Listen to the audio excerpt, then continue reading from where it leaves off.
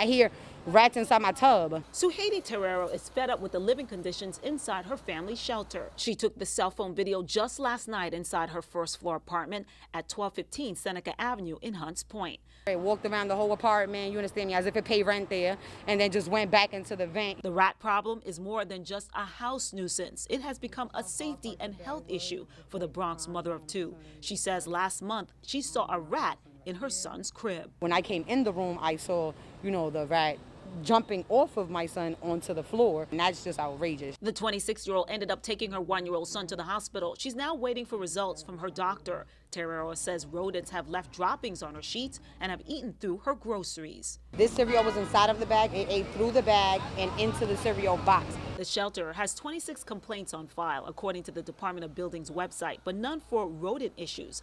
According to the health department's rat portal, rodent activity at the property go back to 2010.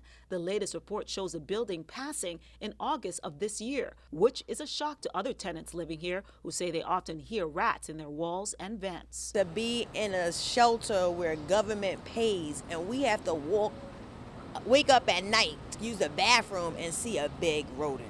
That's scary. As for Terrero, she says she's speaking out because nothing has been done to improve the living conditions for families here. We live in a shelter, but we should not live in deplorable situations just because of where we reside at. You understand me? At the end of the day, we still humans. In Hunts Point, Carmen Grant, News 12.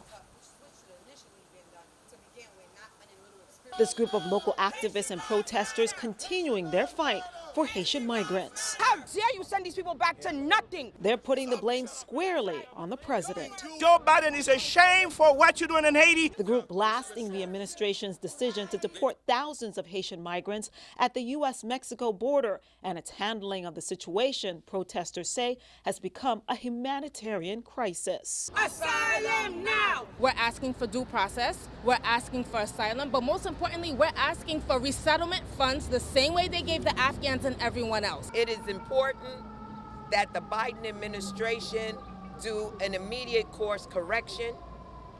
The Article 42 that is being used to repatriate Haitians has not been used with any other refugee. Meanwhile, the group fighting their own battles here at home.